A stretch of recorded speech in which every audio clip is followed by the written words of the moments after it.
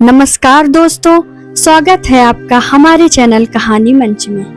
आज मैं आपको बताऊंगी अनाथ भाई बहन की कहानी।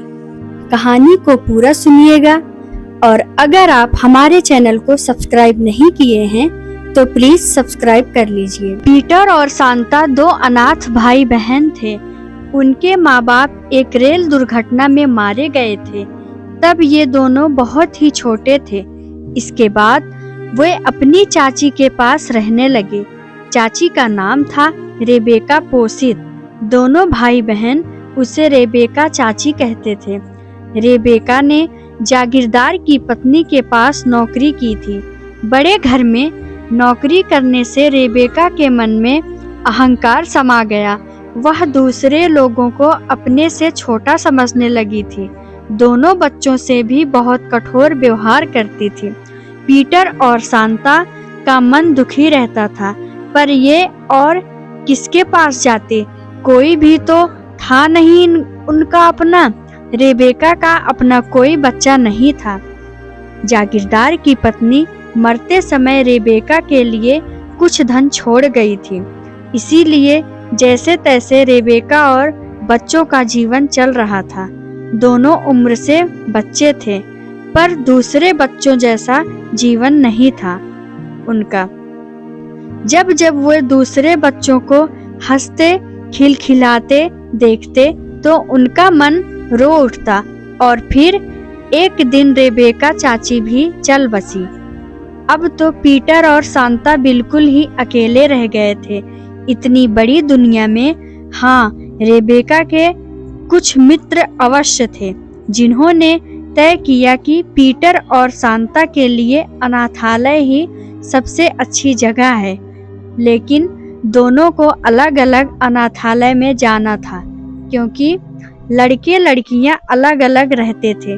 जब पीटर और सांता को यह बताया गया तो बहुत परेशान हो उठे। उन्होंने सोचा, चाहे जो हो, ये साथ साथ रहेंगे, कभी अलग नहीं होंगे। तभी पीटर को याद आया, चाची रेबेका के एक रिश्तेदार सर्कस में काम करते हैं। नाम था गस। पीटर को उनका कार्ड मिल गया था। हम उनके पास जाएंगे, शायद वहाँ हमें रहने की जगह मिल जाए।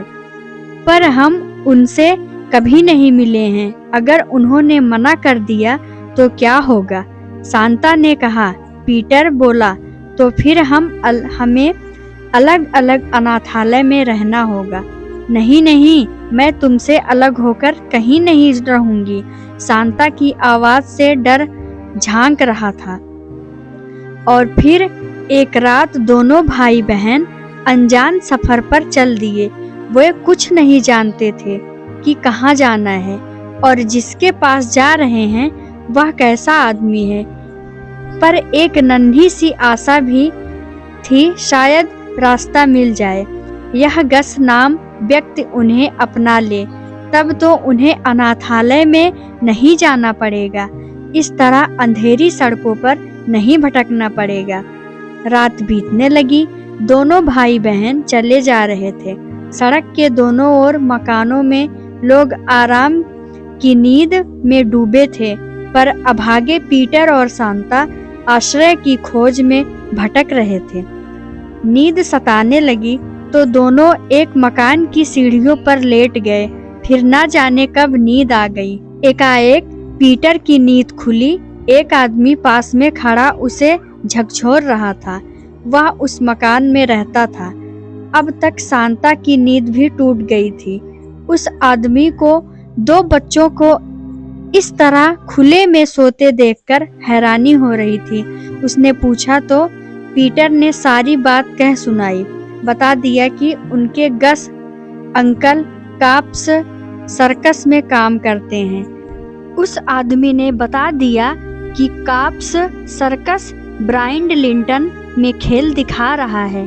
उसने कहा, बच्चों, रात को मेरे घर में आराम करो, सुबह चले जाना। बाकी रात दोनों ने नरम बिस्तर पर आराम से बिताई। सुबह अंकल गस की खोज में चल दिए। वे पूछताछ कर बढ़ते रहे। जब पीटर और सांता ब्राइंडलिंटन में पहुंचे तो काप्स सर्कस अभी वहां नहीं पहुंचा था। कुछ देर बाद सर्कस की गाड़ियां एक मैदान में आकर खड़ी होने लगी। उनमें हाथी, घोड़े और सींगछेदार बड़े बड़े पिंजरों में शेर भी थे। वे वहां खड़े खड़े देखते और रोमांचित होते रहे। किसी सर्कस को इतने निकट से देखने का दोनों भाई बहन के लिए यह पहला मौका था। उन्होंने गस के बारे में पूछा तो एक आदमी दोनों को अपने साथ ले गया। गस अधेड़ उम्र का गंभीर चेहरे वाला आदमी था। जब उसे पता चला कि उसके भतीजा भतीजी आए हैं तो वह हैरान हुआ और अपने तंबू से बाहर आ गया। पीटर और सांता ने उसे नमस्कार किया, चाची रेबेका के बारे में बताया। कहा, अब हमारे पास कोई स्थान नहीं है रहने के लिए, इसीलिए हम आपके पास आए हैं। हम अलग अलग अनाथालय में जाकर नहीं रहना चाहते। गस अकेला रहता था। उसे दोनों बच्चों का आना अच्छा नहीं लगा। वह रेबेका का दूर का रिश्तेदार था। उसे यह कल्पना नहीं थी कि इस तरह दो अनाथ बच्चे ढूंढते हुए यहाँ तक आ जाएंगे।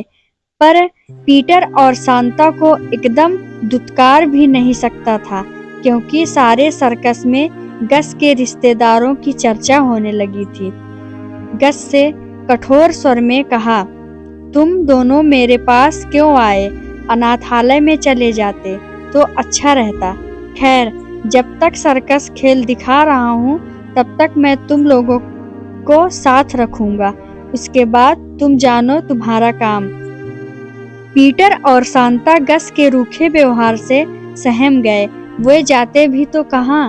वे जानना चाहते थे कि सर्कस कब तक खेल दिखाएगा, पर कुछ भी पूछने की हिम्मत ना हुई। इस तरह सांता और पीटर काप्स सर्कस के साथ रहने लगे। वहाँ की दुनिया उनके लिए अनोखी थी।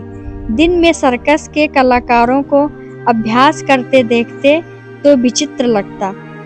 सर्कस जिस कप में जाता, कलाकारों के बच्चे वहाँ के स्कूल में पढ़ने के लिए जाते। हर कस्बे में सर्कस 4-5 दिन तक रुकता था। पीटर सोचता था, विचित्र है यह पढ़ाई, ऐसे में कोई क्या पढ़ सकता है भला। पर वे दोनों तो उस दिन तक एक बार भी स्कूल नहीं गए थे। गस के कहने पर वे बच्चों के साथ एक स्कूल में गए। वहाँ छात्रों ने इनका खूब स्वागत किया। छात्रों ने पीटर और सांता का परिचय पूछा तो पीटर ने संकोच से कहा, हम सर्कस वाले नहीं हैं, हम तो थोड़े समय के लिए आए हैं। फिर भी वे इस प्रश्न का उत्तर नहीं दे सके कि वे कहाँ से आए हैं। सर्कस कलाकारों के बच्चे स्कूल में करतब दिखाने लगे, पर सांता और पीटर के पास दिखाने के लिए कुछ नहीं था। सच तो यह था कि रेबेका चाची ने उन्हें कुछ भी नहीं सिखाया था।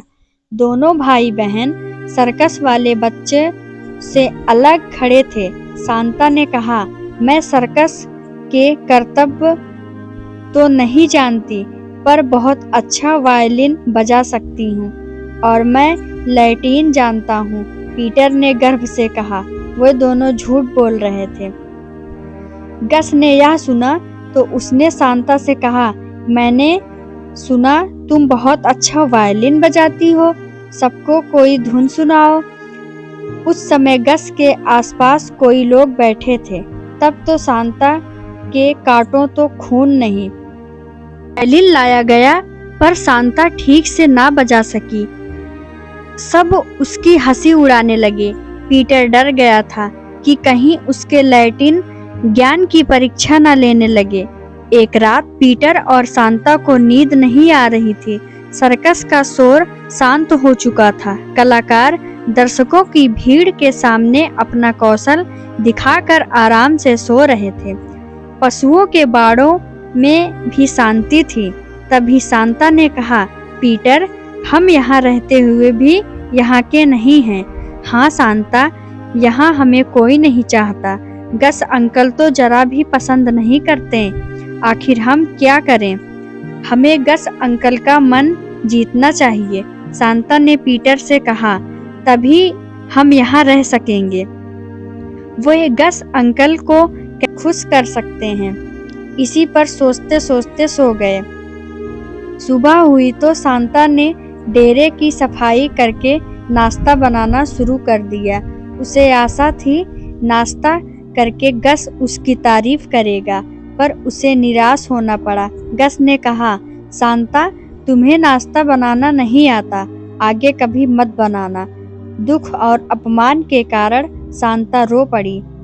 उधर पीटर गस की कार को चमकाने में लगा था। उसे लग रहा था गस अंकल उसकी मेहनत से प्रसन्न होकर उसे शाबाशी देंगे, पर गस ने देखकर मुंह चढ़ा लिया। कहा, यह तुम्हारा काम नहीं, जाकर बच्चों के साथ खेलो। पीटर और सांता का मन रो उठा। उन्हें लगा कि वे गस का मन कभी नहीं जीत सकेंगे। पीटर ने सांता से कहा, बहन, मैं सोचता हूँ हमें कोई और रास्ता अपनाना होगा। हाँ, मेरा भी यही ख्याल है, सांता बोली। उस दिन से उन्होंने गस को प्रसन्न करने की कोशिश छोड़ दी।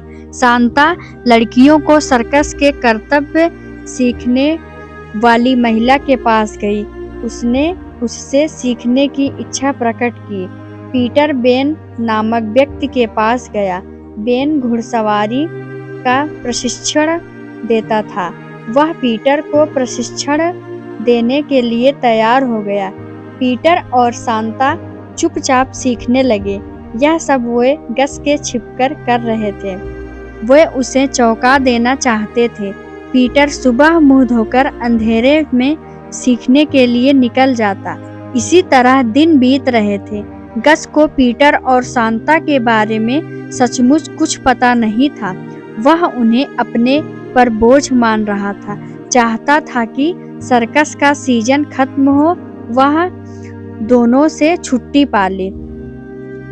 एक सुबह सर्कस में हड़कंप मच गया। सब इधर उधर भाग दौड़ कर रहे थे। पीटर भी बाहर आकर देखने लगा। सब हाथियों के बाड़े की तरफ दौड़े जा रहे थे। पता चला रानी नामक हथनी गुस्से में है। उसने महावत को उठाकर फेंक दिया था और न जाने क्या कर बैठे।